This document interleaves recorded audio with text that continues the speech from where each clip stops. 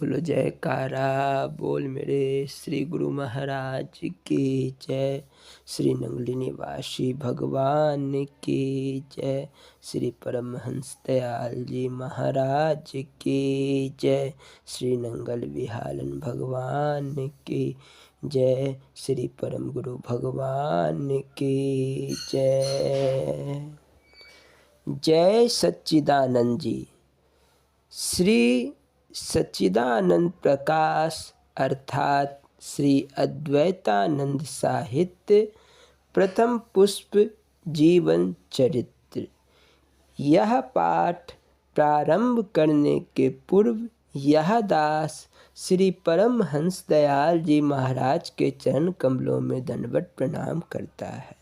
बोलो जयकारा बोल मेरे श्री गुरु महाराज की जय। मंगलाचरण। या कुदेन्दु तुषार हार धवला, या शुभ्र वस्त्राविता, या वीणा वरदंड मंडित करा, या श्वेत पद्मासना, या ब्रह्मा चित शंकरा, प्रभृतिवि देव सदा वंदिता, सामान्य पातु सरस्वती भगवती निशेष जाड्यापहां, शुक्लां ब्रह्म विचार सार परमा माधवं जगत व्यापिनीं, वीणा पुस्तक धारिणीं भेदां जाड्यान्त करापहां, हस्ते स्फटिक मालिकां च ददति पद्मासन संस्थितां, वन्दे तां परमेश्वरीं भगवतीं बुद्धिं प्रदां शारदां। हरि ओम। गजाननं भूभुतगणाधिसेवितं कपितजम्बूफलचारुभक्षणं श्रुतं शोकविनाशकारकं नमामि विघ्नेश्वरपादपङ्कजं। वन्दे देवोमापतिं श्रीगुरुं वन्दे जगत्कारणं, वन्दे पन्नगभूषणं मृगं, वन्दे प्रश्नापतिं, वन्दे सूर्यशशाङ्क वहिर्नयनं, वन्दे मुकुन्दप्रियं, वन्दे भक्तजनाशं चावरदं, वन्दे शिवशङ्करं। गुरु ब्रह्मा गुरु विष्णु गुरुदेवो महेश्वरा, गुरु साक्षात् परब्रह्म तस्मै श्री गुरुवे नमः। बोलो जयकारा बोल मेरे श्री गुरु महाराज की जय। भजन। श्री सच्चिदानंद प्रकाश अर्थात श्री अद्वैतानंद साहित्य प्रथम पुष्प जीवन चरित्र। बोलो जयकारा बोल मेरे श्री गुरु महाराज की जय। बिन भजन के जगत में तू प्राणी, मोक्ष पाने के काबिल नहीं है।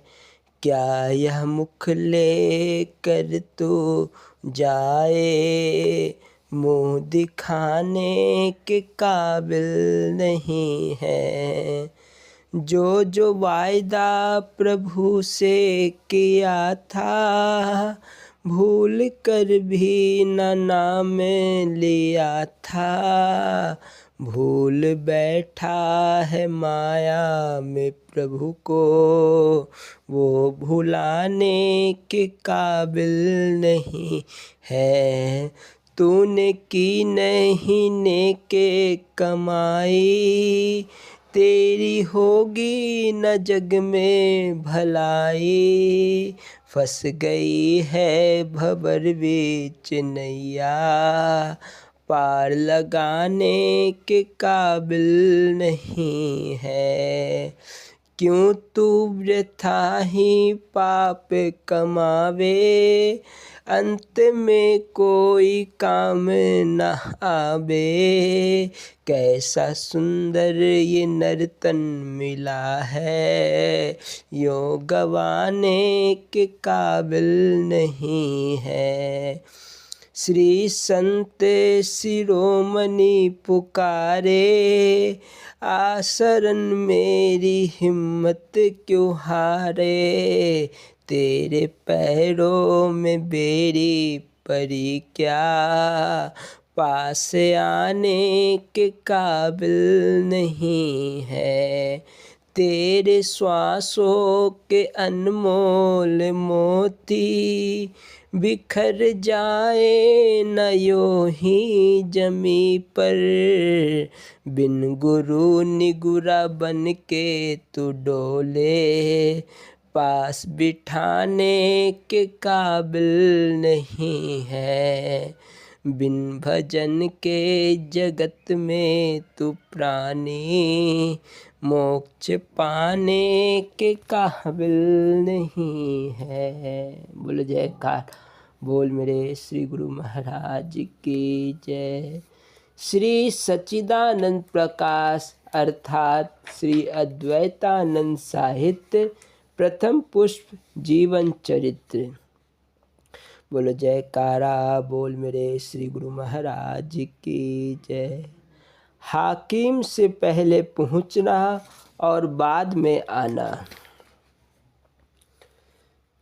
एक रोज एक कर्मचारी शिष्य ने जिक्र किया कि हमारे अफसर बड़ी देर से दफ्तर से जाते हैं और सत्संग में हमारा आना मुश्किल होता है, इसीलिए अक्सर औकात हम उनके जाने से पहले दफ्तर से उठ जाते हैं।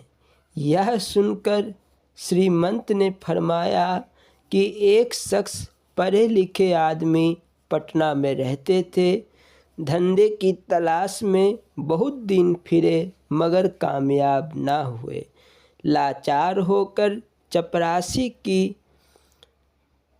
मुलाजमत इख्तियार कर ली और कलेक्टर साहब की अर्दली में नियुक्त हुए। एक रोज़ शाम को दफ्तर के वक्त के पश्चात कुल कर्मचारी मकान को चले गए और कोई ज़रूरी कागज़ कमिश्नरी से आया तो कलेक्टर साहब ने पेशकार साहब को बुलावा किया। अर्दली ने जवाब दिया कि हुजूर, वक्त दफ्तर ख़त्म हो जाने से सरदार साहब क्या कुल कर्मचारी चले गए हैं। इस पर कलेक्टर साहब बहुत नाखुश हुए और फरमाया, दफ्तर का वक्त अफसरों के वास्ते होता है, ना कि अधीनों के लिए। अब इस ज़रूरी कागज़ को किससे पढ़ावे। अर्दली ने अर्ज किया, हुजूर, हुक्म हो तो मैं पढ़कर सुना दूं। और हुक्म पाकर पढ़कर सुनाया। कलेक्टर साहब बहुत खुश हुए और दूसरे रोज़ आज्ञा दे दी कि सरदार बर्खास्त और लाला कुलदीप नारायण उनकी जगह मुकर्रर। उसके बाद भी लाला साहब पर बड़ी कृपा दृष्टि रखते थे। एक मर्तबा जनाब मिस्टर दुर्गा प्रसाद साहब असिस्टेंट कलेक्टर ने लाला साहब की शिकायत कमिश्नर साहब को कर दी। उन्होंने कुल अमला में अपने अजीज व रिश्तेदार भर लिए हैं। जब उनसे रिपोर्ट तलब हुई तो उन्होंने कहा कि मैं सरस्तदार हूँ, कुल काम की जिम्मेदारी मेरी है और मैं अमले में भरोसे व इत्मीनान के आदमी रखता हूँ। चूँकि रिश्तेदार व आजीज दोस्तों की निस्बत और उनके चाल चलन और आदतों का पूरा हाल मुझे मालूम होता है और उनसे ज़्यादा इत्मीनान और भरोसा दूसरे किसी आदमी पर होना असंभव है। इसीलिए विवश होकर मैं अपने अजीजों व रिश्तेदारों को मुकर्रर करता हूँ। यह रिपोर्ट जानकर कलेक्टर साहब ने जनाब कमिश्नर साहब को भेज दी और इस बात की सिफारिश भी की इसका लिखना दुरुस्त है। बोलो जयकारा बोल मेरे श्री गुरु महाराज की जय। श्री स्वरूप लीला संस्मरण श्री श्री गुरु महाराज जी साभार अद्वैत स्वरूप विवेक दयाल प्रकाश एवं संपूर्ण एवं स्वरूप दर्शन पाठ ध्यान की विशेषता का तीसरा भाग। बोलो जयकारा बोल मेरे श्री गुरु महाराज की जय।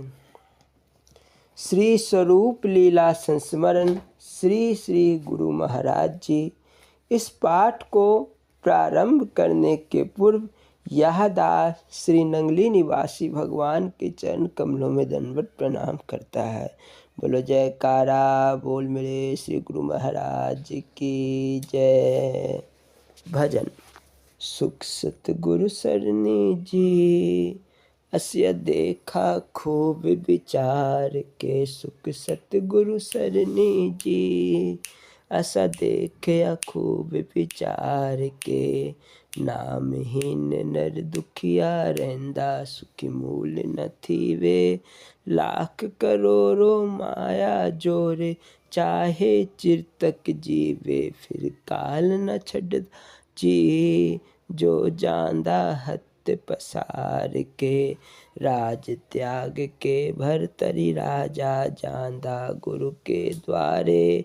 जगत तमाशा स्वप्ना जाता रोशन अलम सारे। गुरु सर नहीं लाया जी जब पूछिया ममता जार के। ज्ञान विचार की सतगुरु बाजो मन मूर्ख नो आवे। भवसागर जल गहवर भारा किस विद तरिया वे। कई मन मुख नुगुरे जी गए अपना जन्म गुजार के। गुरुमुख शरण गुणांदी जाके पार ग्राम होए। किस दी आँख सुना बाजी सदग्रंथा बीच परोए। गुरु सेव कमाइए जी कहे दासन दास पुकार के। सुख सतगुरु सरनी जी असा देखे खूब विचार के।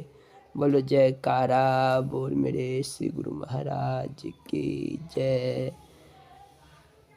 श्री श्री गुरु महाराज जी साभार अद्वैत स्वरूप विवेक दयाल प्रकाश। टेरी में वापसी। तपोभूमि पहुँचने पर उन भक्तों व महात्माओं ने जो दृश्य देखा वह अद्भुत और मार्मिक था। 13 बरस की घोर तपस्या के पश्चात श्री गुरु महाराज जी की कृश काया पर ऊंची ऊंची घास उग आई थी। शरीर ऐसा प्रतीत हो रहा था मानो अस्थि पिंजर हो।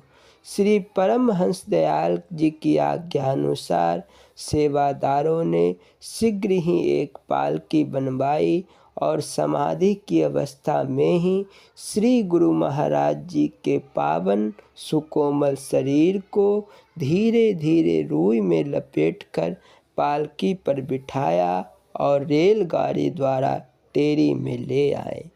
आपकी हालत देखकर वहाँ उपस्थित प्रेमी जन रो पड़े। उन्होंने श्री परमहंस दयाल जी महाराज जी के श्री चरणों में प्रार्थना की कि किसी भी प्रकार से बाबा जी को समाधि अवस्था से बाहर लाइए। टेरी के कृष्ण द्वारा में आपको ले जाया गया।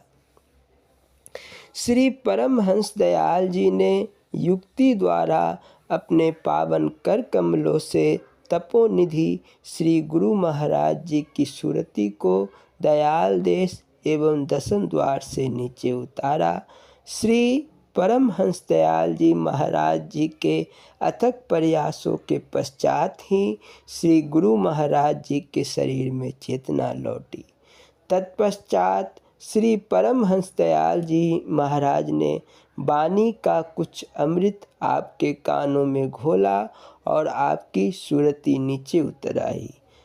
आपने धीरे से नेत्र खोले और अपने सतगुरु देव जी के दिव्य दर्शन पाकर पुनः आंखें बंद कर ली।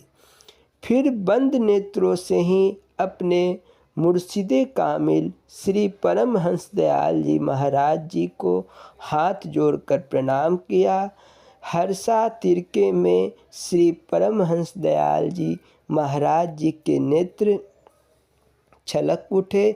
चारों तरफ खड़े सत्संगियों और संत महापुरुषों ने श्री परमहंस दयाल जी महाराज तथा श्री हरिहर बाबा की जय जयकार की। जयकारों की मधुर ध्वनि से धरती आसमान गुंजायमान हो उठे। संसार का सबसे अनमोल हीरा तराश तराश कर जौहरी श्री परमहंस दयाल जी महाराज ने इस योग्य बना दिया था, जिसे देखते ही देखने वाले की आंखें चुंधिया कर बंद हो जाती। 13 वर्ष तक नीम के पत्ते खाकर जिस उद्देश्य के लिए घोर तप किया, उसे समझना सामान्य बुद्धिजीव के लिए असंभव है। जिनके एक ही इशारे पर प्रकृति नाचती है, रिद्धियाँ सिद्धियाँ हाथ जोड़े खड़ी रहती है, जिनकी चरण सेवा के लिए सृष्टि का कण कण हर क्षण तत्पर रहता है, ऐसे कृपा सिंधु श्री गुरु महाराज जी की उपमा के लिए संसार के किसी भी शब्द में यथोचित सामर्थ्य नहीं है। आप जैसा घोर तप आज तक ना तो किसी ने किया है और ना ही कोई कर पाएगा। जिसने भी श्री गुरु महाराज जी की इस कठिन साधना का रहस्य समझ लिया, उसका भवसागर से पार उतरना निश्चित हो गया। मनुष्य के मन में परे माया के आवरण को हटाकर उसे आत्म साक्षात्कार करने के लिए प्रेरित करने हेतु स्वयं त्रिभुवनपति संत महापुरुषों के रूप में आते हैं। कुछ दिन स्वास्थ्य लाभ प्राप्त कर जब श्री गुरु महाराज जी चलने फिरने योग्य हो गए, तो श्री परमहंस दयाल जी महाराज जी ने आपको आसपास के शहरों कस्बों गांवों में जागृति पैदा करने के लिए सत्संग प्रचार की आज्ञा दी। इस आज्ञा को शिरोधार्य कर श्री गुरु महाराज जी सत्संग प्रचार के लिए चल पड़े। आपका लक्ष्य संसारिक जीवों को नवजीवन प्रदान करना व बिछुड़ी रूहों को फिर से परमात्मा से मिला देना था। बोलो जयकारा बोल मेरे श्री गुरु महाराज की जय। श्री स्वरूप दर्शन पाठ, सत्संग उपदेश, गीता ज्ञान रहस्य, ध्यान की विशेषता का तीसरा भाग। बोलो जयकारा बोल मेरे श्री गुरु महाराज की जय। इस पाठ को प्रारंभ करने के पूर्व यह दास श्री नंगली निवासी भगवान के चरण कमलों में दंडवत प्रणाम करता है। बोलो जयकारा बोल मेरे श्री गुरु महाराज की जय। ध्यान की विशेषता का तीसरा भाग। सतपुरुष जिन जानिया, सतगुरु तिसका नाव, तिसके संग सिख उधरे, नानक हरि गुण गाओ। सत्पुरुषों के जानने वालों को ही सतगुरु कहा जाता है और राजयोग की श्रेणियों में सतलोक भी एक श्रेणी है, अर्थात सच्चखंड फूंचा हुआ ही सतगुरु कहलाने का अधिकारी है, अन्यथा नहीं। एक बार श्री महाराज जी सालम कुटिया में पधारे हुए थे और अपने सत्संग तथा दर्शन द्वारा जनता को कृतार्थ कर रहे थे। वहाँ महान व्यक्ति श्री दीवान नानक चंद जी गांव से कुछ दूर पर अपनी एक घास फूस की कुटिया बनाकर रहते और अपने ज्ञान धर्म तथा आध्यात्मिक स्वाध्याय में मग्न रहते। आप अच्छे विद्वान और अनुभवी महापुरुष थे। आप अपनी सभी धन संपत्ति जो लौकिक दृष्टि से बहुमूल्य थी, त्याग कर अपने विरक्त जीवन को अपनाए हुए थे। एक दिन वह श्री महाराज जी के दर्शनों के लिए आए।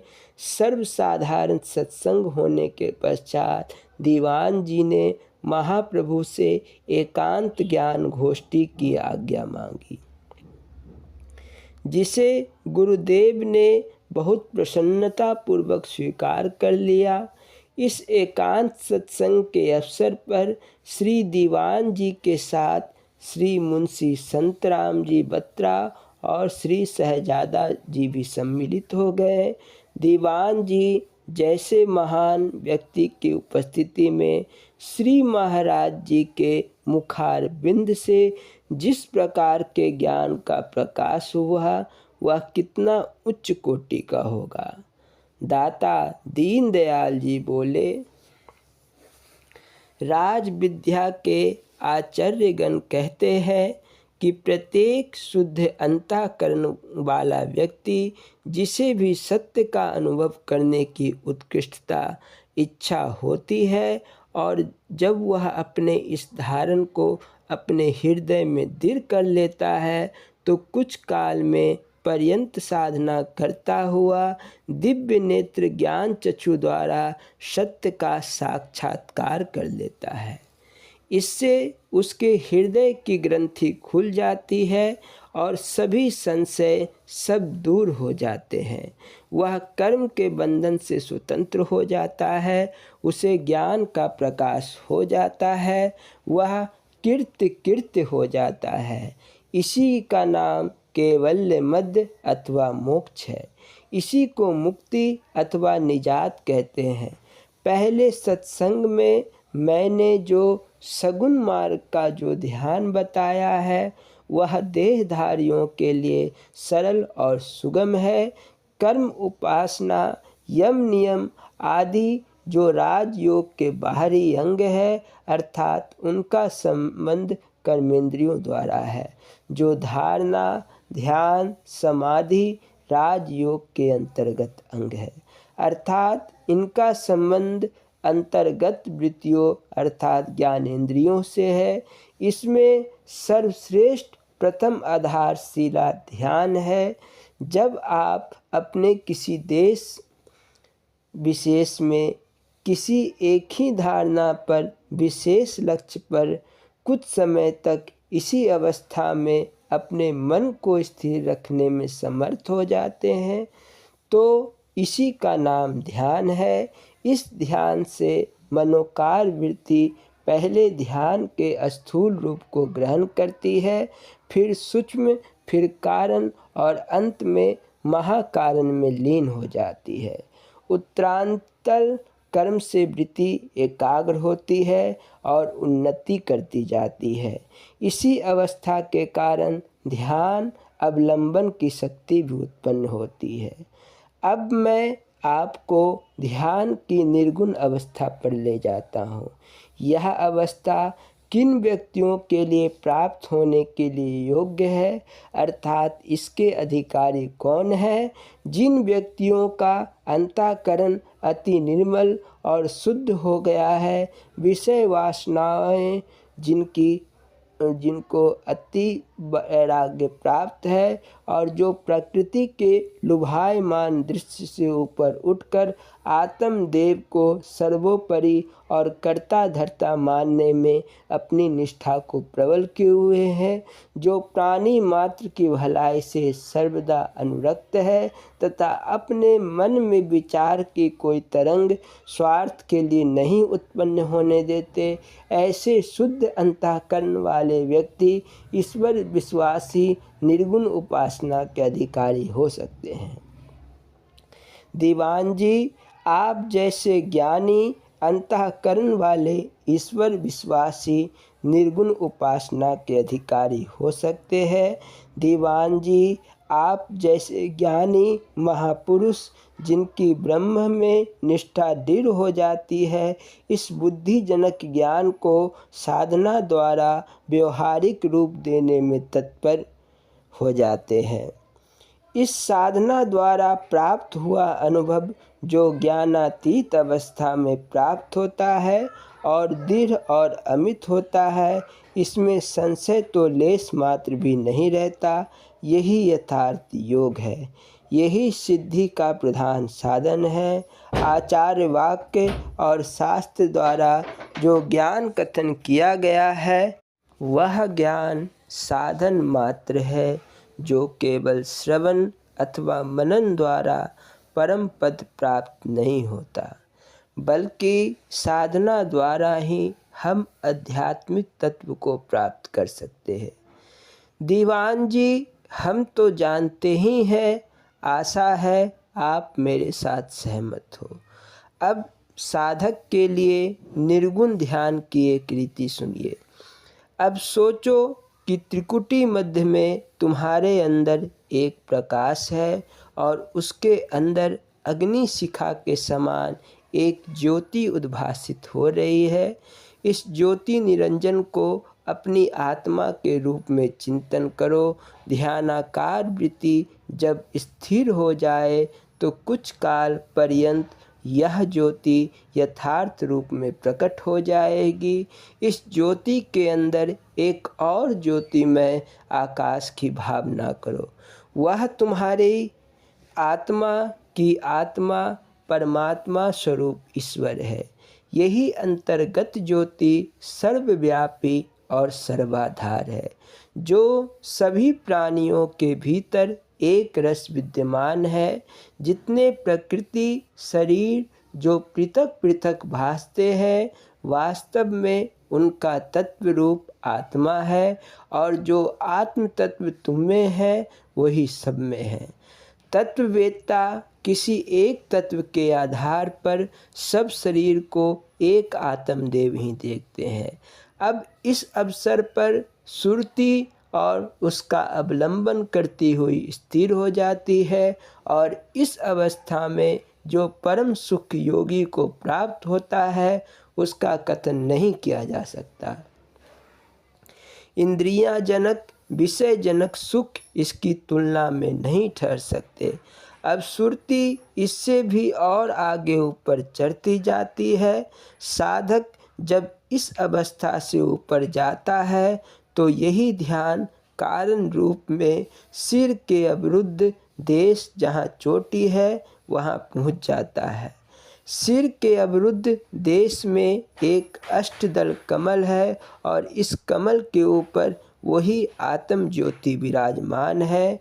यहाँ पर यह ध्यान की रूपरेखा है। हजारों सूर्य इसके प्रकाश से प्रकाशित है।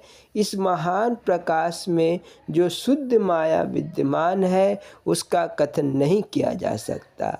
यहीं पर माया विशिष्ट ईश्वर का उद्भास है।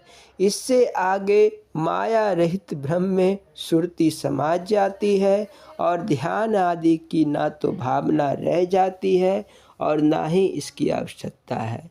श्री महाराज जी के इस अनमोल सत्संग को सुनकर दीवान जी गदगद हो उठे। उनके साथ ही उपस्थित सर्व संगत को भी संयोग बस परम लाभ प्राप्त हुआ।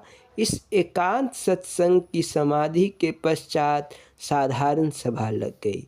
सब स्त्री पुरुष सत्संग में सम्मिलित हो गई, परंतु श्री महाराज जी पहले ही ध्यान योग में पूर्ण थे।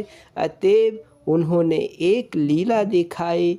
महाप्रभु पलंग पर विराजमान थे और ध्यान के विषय में सत्संग कर रहे थे। इसका भावार्थ है, ध्यान मूलम गुरुर्मूर्तिम, पूजा मूलम गुरुपदम, मंत्र मूलम गुरुवाक्यम, मोक्ष मूलम गुरु कृपा के वाक्य पर आधारित था। अकस्मात गुरुदेव ने आज्ञा दी कि मेरे पलंग को उठा लो। कुछ महात्माओं और भक्तों ने पलंग के चारों पाए उठा लिए और ऊंचे कर दिए। अब पलंग हमारे मस्तक की सीध में आ गया। सबका ध्यान महाप्रभु की ओर था। कुछ क्षण इसी अवस्था में रहने के पश्चात दाता दीनदयाल जी ने पलंग और ऊपर उठाने का आदेश दिया। जब पलंग सिरों के ऊपर आ गया था और सब भक्त और महात्मा पर श्री महाराज जी के दर्शन कर रहे थे, तब और ऊपर उठाने का आदेश दिया। यहाँ तक कि पलंग के पाय उठाने वालों के हाथों के हथेलियों पर आ गई और हाथ जितनी ऊपर उठाए जा सकते थे ऊपर थे।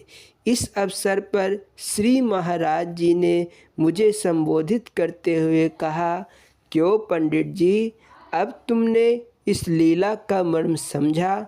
फिर स्वयं ही श्री महाराज जी कहने लगे, इस प्रकार साधक को ध्यान उत्तरोत्तर ऊपर ले जाने का प्रयत्न करना चाहिए। जो रहस्य के ज्ञाता है वे समझ ले। मैं सोचने लगा कि श्री महाराज जी के समझाने के ढंग इतने अद्भुत है, ज्ञानी जन के सामने बैठे तो वेदांत के सिद्धांतों का देश रूप से साधना में परिवर्तन करने की ढंग के शंकाओं के रूप में समझाते रहे। सर्वसाधारण जनता में एक लीला करके इस ध्यान के आदर्श को खेल ही खेल में समझाते। किसी पारसी कवि ने क्या ही अच्छा लिखा है, बमय सज्जादा रंग कुंज गर्त पीरे मुकाम बोया। बोलो जयकारा बोल मेरे श्री गुरु महाराज की जय। स्वामी हीरानंदपुरी जी महाराज जी की लीला संस्मरण एवं अमृत प्रवचन। बोलो जयकारा बोल मेरे श्री गुरु महाराज की जय। भजन। बोलो जयकारा बोल मेरे श्री गुरु महाराज की जय। क्या वह स्वभाव पहला सरकार अब नहीं है, दीनों के वास्ते क्या दरबार अब नहीं है। या तो हमारी भगवन दृग्दीनता नहीं है, क्या या दीन की तुम्हें ही दरकार अब नहीं है। दौरे थे अधीर होकर, दौरे थे अधीर होकर जिस पे दौरे अधीर होकर जिस प्रेम से सुधामा, उस अश्रु बिंदु से क्या अब प्यार भी नहीं है। उस अश्रु बिंदु से क्या प्यार भी नहीं है। क्या वह स्वभाव पहला सरकार अब नहीं है, दीनों के वास्ते क्या दरबार अब नहीं है। पाते थे जिस हृदय से आश्रय अनाथ लाखों, क्या वह हृदय दया का भंडार अब नहीं है। जिससे कि द्विज सुदामा त्रैलोक पा गया था, क्या उस उदारता में कुछ सारे अब नहीं है। दौरे थे द्वारिका से जिस पर अधीर होकर, उस अश्रु बिंदु से भी क्या प्यार अब नहीं है। क्या वह स्वभाव पहला सरकार अब नहीं है, दीनों के वास्ते क्या दरबार अब नहीं है। दीनों के वास्ते क्या दरबार अब नहीं है। बोलो जयकारा बोल मेरे श्री गुरु महाराज की जय। स्वामी हीरानंदपुरी जी महाराज जी की लीला संस्मरण। श्री सतगुरुदेव महाराज जी जब छीहर्टा अमृतसर में थे तो उनका प्रवचन Amritsar sugar and general mills के बरामदे में होता था। मिल के मालिक सरदार शमशेर सिंह जी आर्य समाजी विचारधारा के थे। वे महाराज जी के सत्संग में तो आते नहीं थे, परंतु अपने दफ्तर की खिड़की खोलकर श्री महाराज जी के अमृत प्रवचनों को सुना करते थे। एक दिन जब अमृत प्रवचन समाप्त हुए तो वह भी वहाँ पर आ गए। उन्होंने श्री महाराज जी को प्रणाम किया। महाराज जी ने आशीर्वाद दिया। सरदार शमशेर सिंह जी ने श्री महाराज जी से प्रार्थना की और कहा, मैं आपको मामूली साधु समझता था, आप तो सही मानों में सत्य नाम के जानने और जनाने वाले हैं। आप सच्चे योगी हैं, महापुरुष हैं, सद्ज्ञानी हैं। मेरी आपसे यह प्रार्थना है, आप जब भी यहाँ पधारे, जितने दिन भी यहाँ ठहरे, दोनों समय भोजन हमारे घर ग्रहण करें, क्योंकि आपके ये भगत गरीब मजदूर है। ये लोग आपके लिए योग्य भोजन बनाने में समर्थ नहीं हैं। ये लोग वनस्पति घी तथा तेल आदि का प्रयोग करते हैं। हमारे यहाँ आपको शुद्ध देसी घी में बनी साग तरकारी मिल जाया करेगी। इस तरह आपका स्वास्थ्य भी ठीक रहेगा और हमें भी दर्शन लाभ मिलता रहेगा। सरदार जी की यह बात सुनकर श्री महाराज जी ने फरमाया, सरदार जी, हम यहाँ देसी घी खाने नहीं आए हैं, हम तो अपने प्रेमियों के प्रेम की परख करने आए हैं। रही बात वनस्पति घी या तेल की, सो जिस भाव से ये लोग साग सब्जी बनाकर खिलाते हैं, उससे बड़ा आनंद प्राप्त होता है, स्वास्थ्य भी ठीक रहता है। हमारे नज़दीक पदार्थ की नहीं, प्रेम की महानता है। हमें प्रेम चाहिए, पदार्थ नहीं। इतनी बात सुनकर सरदार जी ने पुनः श्री महाराज जी के चरण कमलों में सिर झुका दिया। ऐसे गरीब थे हमारे महाराज जी, अपने भक्तों के प्रेम के भूखे।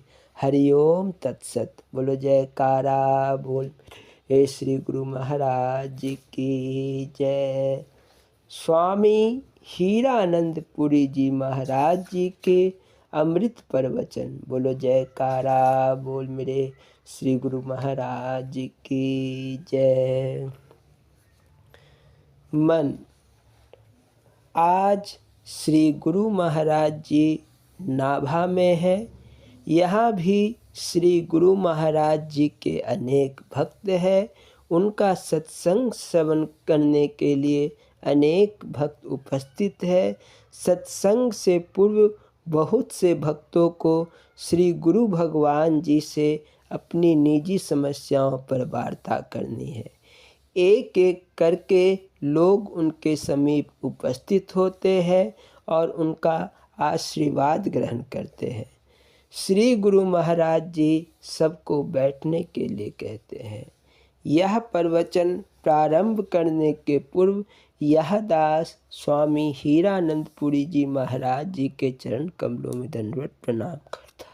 बोलो जयकारा बोल मेरे श्री गुरु महाराज जी की जय।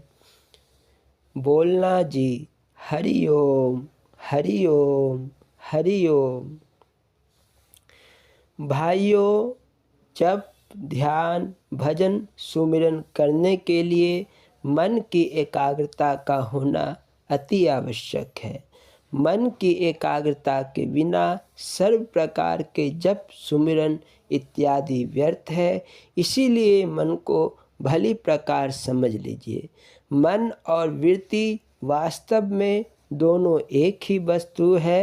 मन का अभिप्राय है मनन करना। मन बड़ा ही चंचल है। वृत्ति एकाग्र हो सकती है, परंतु मन की एकाग्रता बहुत कठिन है। कहा है, चंचल मन निस्दिन भटकट है, भटकावत है। जिमी मरकट तरु ऊपर चढ़कर डार डार पर लटकावत है। मन कभी स्थिर नहीं रहता। नदी के भारी वेग को रोकना सरल है, किंतु मन के वेग को रोकना बड़ा दुष्कर कार्य है। मन एक पल के लिए भी एक स्थान पर नहीं टिकता। यह एक क्षण में दिल्ली होता है तो दूसरे क्षण में कलकत्ता, बम्बई, मद्रास से होकर अमेरिका पहुंच जाता है और तीसरे क्षण में इंद्रलोक, चंद्रलोक, सूर्यलोक तथा पाताल लोक की सैर करके अपने आंगन में घूमता फिरता है। इसकी गति इतनी तीव्र है कि इसकी तेजी की तुलना या समता किसी भी सांसारिक वस्तु से नहीं की जा सकती। बिजली भी आकाश से पृथ्वी पर गिरने में एक पल लगाती है, किंतु मन एक पल में 14 लोकों में भ्रमण कर लेता है। संसार की हर एक वस्तु किसी न किसी समय तो शांत रहती है, पर मन तो एक क्षण भी शांत तथा चुप नहीं रहता। महात्माओं ने तो यहाँ तक कहा है कि यदि मन एक क्षण भी बेकार रहेगा तो मनुष्य को खा जाएगा। मन स्वभावतः बेकार रह भी नहीं सकता। यह तो हर समय एक से अधिक कार्य करता है। आप मन को माला जपने में लगाएं तो माला जपने के साथ ही बाग बगीचों की सैर भी करता रहता है। आप इसको एक काम में लगाने की जी तोड़ कोशिश करें, यह 2 काम ही करेगा। हो सकता है कि 2 से भी ज़्यादा काम करे। मन तो भंवरे के समान एक फूल से दूसरे फूल पर उड़ता फिरता है, एक स्थान पर टिकता ही नहीं। मन यदि एक काम में प्रवृत्त हो जाए तो समझ लो कि मन की मृत्यु हो गई, अर्थात मन मर गया। मन की जिंदगी का यही सबूत है कि वह एक ही समय में अनेकों काम करने में प्रवृत्त रहता है। इसे एक क्षण भी बेकार रहना अपनी मौत को बुलाना है।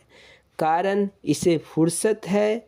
कोई काम ना मिले तो मनुष्य को ही खाता है। उसे अनेक प्रकार की व्यर्थ की चिंताओं में उलझा देता है। यह मन खाली होते ही बुरे विचार, कुकर्म, कुसंग, दुराचार, व्यभिचार आदि की ओर दौड़ता है। यही मनुष्य को खाना है। एक प्रसिद्ध दृष्टांत है। किसी सेठ के पास बहुत काम था। उसके काम समाप्त होते ही नहीं थे। वह हर समय थका सा रहता था और परेशान रहता था। वह सेठ एक महात्मा के पास गया। उसने अपनी सारी व्यथा सुनाई। मुझ पर कृपा करें और मेरी समस्या का समाधान कीजिए। महात्मा मुस्कुराए, कहा, मेरे पास एक जिन्न है, बहुत काम करता है। उसे ले जाओ, जो कहोगे तुरंत कर देगा। कुछ ही दिनों में तुम्हारी सारी समस्याएं हल हो जाएगी। सेठ प्रसन्न हो गया। बोला, महाराज, आपकी बड़ी कृपा होगी, आप उसे मुझे दे दो। महात्माओं ने जिन्न को सेठ के हवाले कर दिया। सेठ बड़ा प्रसन्न था। सेठ जब चलने लगा तो महात्माओं ने कहा, एक समस्या है। सेठ का माथा ठनका। सेठ विचलित हो गया। महात्मा बोले, परेशान होने की कोई बात नहीं। यह जिन्न कभी खाली नहीं बैठता। इसे हर समय कोई ना कोई काम करने के लिए चाहिए। यदि इसे काम ना मिला तो यह तुम्हें ही खा जाएगा। उस सेठ के पास तो असंख्य कार्य है, वह उस जिन्न को कभी खाली रहने ही नहीं देगा। महात्मा ने कहा, सोच लो, ले जाओ। कुछ दिन पश्चात सेठ परेशान होकर महात्मा के पास पहुंचा। बोला कि उसने जिन्न को जो भी काम बताए वह उसने तुरंत कर दिए। उसके पास तो अब काम ही नहीं है और वह जिन्न तो उसे खाने को दौड़ता है। अब भी वह उससे भागकर आया है। जिन्न तो उसे खा जाएगा। सेठ बहुत घबराया हुआ था। महात्मा पुनः मुस्कुराए, बोले, चिंता की कोई बात नहीं। अपने आंगन में एक लंबा बांस गाड़ दो।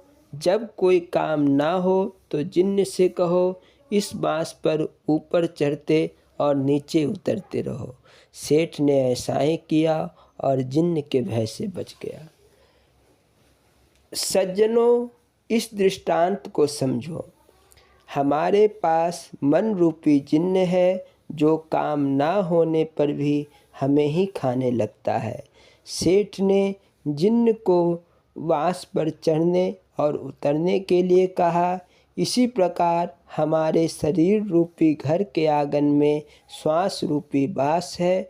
उसी श्वास रूपी बांस को सुषुम्ना नाड़ी के स्थान पर, नाभि स्थान पर गाड़ दो और मन रूपी जिन्न को खाली समय में इस पर चढ़ने और उतरने के लिए कहो। यह और कहो कि वह बांस की गांठें गिनता रहे। इस श्वास रूपी बांस की 21,600 गांठें हैं। वह श्वास रूपी बांस में ही मन को स्थिर तथा अंतर्मुख करने का परम मार्ग है। मन जाए तो जान दे, दिरकर राखे शरीर। यदि मन किसी प्रकार भी नहीं मानता तो शरीर को दृढ़ करके रखो, अर्थात मन के कहने पर शरीर को मत चलाओ। तुम्हारा खाली मन व्याभिचार करना चाहता है, शरीर को व्याभिचार की ओर ना जाने दो। मन चोरी करना चाहे या डाका डालना चाहे तो शरीर को उस ओर अग्रसर ना होने दो। खाली मन शैतान का साथी होता है। वह शराब खाने, जुआ खाने और पराई स्त्रियों की ओर भागेगा। उसे रोको। रोकने का एकमात्र उपाय है शरीर को संयम में रखो। शरीर पर अपना दृढ़ अधिकार रखो। शरीर को उन कार्यों में प्रवृत्त ना होने दो। कबीर ने कहा है, मन के मते न चालिए, मन पक्का यमदूत, ले डूबे मझधार में, जाए हाथ से छूट। अर्थात मन के कहने पर कदापि मत चलो। यदि मन कोई बात कहता है तो झट बुद्धि द्वारा उस पर विचार करो। यदि मन की वह बात बुद्धि संगत हो तो करो। यदि वह बात बुरी हो तो मन कितना ही जोर लगाए उसकी बात कदापि मत मानो। मन को बुरे विचार से हटाने का यही तरीका है। उसे श्वास रूपी बांस पर चढ़ने, उतरने तथा श्वास की गांठें गिनने के लिए कहो। मन स्थिर हो जाएगा, अंतर्मुख हो जाएगा। यदि ऐसा ना किया तो यह मन पक्का यमदूत है। बहलाकर फुसलाकर मझधार में ले जाएगा और बीच मझधार में पहुंचकर हाथ छुड़ाकर मनुष्य को डुबा देता है। मन को स्थिर करो, शरीर को दृढ़ करो, तभी मन की गलत हरकतों से छुटकारा मिलेगा। ओम शांति शांति शांति। यह प्रवचन नाभा में शनिवार 5 नवंबर 1955 को दिया गया था। बोलो जयकारा, बोल मेरे श्री गुरु महाराज की जय। स्वामी परम ज्ञानानंद पुरी जी महाराज जी की लीला संस्मरण एवं अमृत प्रवचन। बोलो जय कहरा बोल मेरे श्री गुरु महाराज की जय। भजन। बोलो जयकारा बोल मेरे श्री गुरु महाराज की जय। ऐ मेरे दाता अगर तुझको यही मंजूर है, जान कर गुणहीन गर चरणों से रखना दूर है, जबकि अपने आप को तेरे हवाले कर दिया, नेक बद जो कुछ भी हो मुझको न कुछ शऊर है, हर वक्त और हर चीज में तू हर जगह जलवानुमा, जाहिरी बातीन में देखा एक तेरा नूर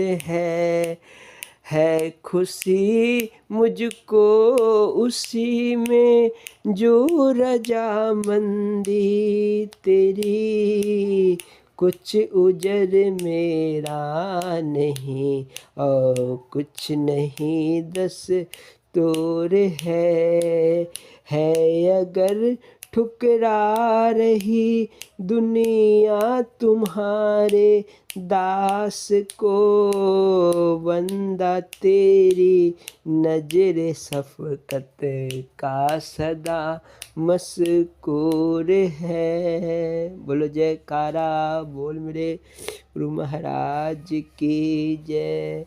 स्वामी परम ज्ञानानंद पुरी जी महाराज एवं उनके गुरुदेव। सोना और मिट्टी। श्री स्वामी परम ज्ञानानंद जी पुरी जी महाराज फरमाते हैं, एक बार चकौरी में बहुत से महात्मा महाराज जी के निकट उपस्थित थे। उन्होंने पूछ दिया कि सोना बड़ा है या मिट्टी। स्वामी बेअंतानंद और दूसरे महात्माओं ने कहा कि सोना बड़ा है। मुझसे पूछा गया तो मैंने कहा मिट्टी बड़ी है। बेअंतानंद जी ने महाराज जी से कहा, मिट्टी कैसे बड़ी हो सकती है? धन न रहे तो क्या आदमी मिट्टी ही खाएगा? तब महाराज जी ने मुझे अपनी बात का खुलासा करने को कहा। मैंने कहा, सरकार, दुनिया का कुल अन्न धन मिट्टी से ही तो पैदा होता है, इसलिए मिट्टी सबसे बड़ी है। फिर श्री गुरु महाराज जी ने दोनों की बातों को समेटते हुए कहा, बेअंतानंद कोठारी है अतः उसे पग पग पर धन की जरूरत पड़ती है। हमारा परम अद्भुत है, त्यागी है, इसने भी अपनी भावना से सच ही कहा है। व्यवहारिक दृष्टि से सोना बड़ा है तथा आध्यात्मिक दृष्टि से मिट्टी। यह मिट्टी तो पंच तत्वों में एक है जिससे यह संपूर्ण सृष्टि बनी है, अतः तात्विक दृष्टि से इसका कहना भी ठीक ही है। बोलो जयकारा बोल मेरे श्री गुरु महाराज की जय। स्वामी परम ज्ञानानंद पुरी जी महाराज जी के अमृत प्रवचन पटियाला पंजाब में दिनांक 19/8/1975 को दिया गया था। उसका दूसरा भाग। बोलो जयकारा बोल मेरे श्री गुरु महाराज की जय। हम शरीर तो है नहीं, विशुद्ध आत्मा है।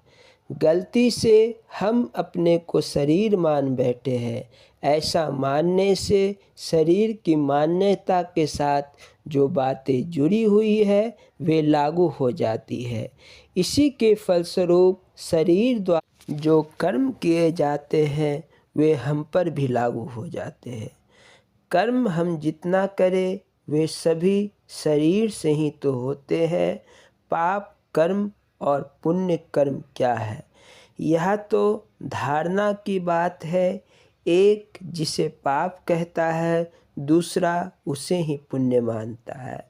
हम कहते हैं कि गाय की पूजा करनी चाहिए, उधर मुसलमान कहते हैं कि गाय को काटने और खाने से सबसे बड़ा पुण्य होता है। गाय की बलि देने से देवता सबसे ज़्यादा खुश होते हैं। प्रश्न है कौन गलत है, या तो मुसलमान नरक जाएंगे या हिंदू।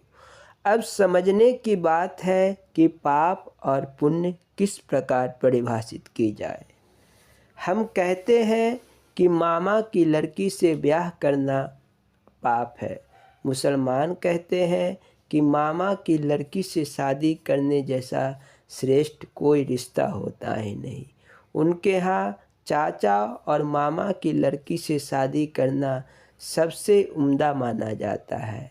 हम पूजा पाठ करते वक्त चुपचाप बैठ जाते हैं। वे अपनी प्रार्थना के समय कभी घुटने टेकते हैं, कभी कान पकड़ते हैं और कभी लेट जाते हैं। हमारे चौके में यदि बाहर से कागज़ भी उड़कर चला जाए तो छूत हो गई, और अंग्रेज़ों के यहाँ जूते पहन कर ही खाते हैं। तब ये मुसलमान नरक जाएंगे या अंग्रेज़ या हम, इनमें से कोई एक तो नरक जाएगा ही। हमारे यहाँ पंडित रोज़ नहाते हैं, उधर बर्फ़ के मुल्कों में रहने वाले लोग जीवन भर में 3 बार नहाते हैं। एक जिस दिन जन्म होता है, दूसरा जिस दिन ब्याह होता है और तीसरा जिस दिन मरते हैं। वहाँ बहुत से लोग ऐसे भी होते हैं जो जीवन भर में एक बार भी नहीं नहाते। तो क्या सब नरक जाएंगे? वस्तुतः ये सारी की सारी व्यवहारिक बातें हैं। मन को बनाने के लिए लोगों ने ऐसी प्रक्रियाएं बना डाली। हम अपने खाने में मांस मछली को वर्जित समझते हैं, उधर बर्फ़ में रहने वाले निरामिष रहे तो उनका जीना ही मुश्किल हो जाए। उनके यहाँ तो बकरों के अलावा कुछ होता ही नहीं। हम लोग जिस प्रकार रोटी के साथ सब्जी खाते हैं उसी तरह वे मांस खाते हैं।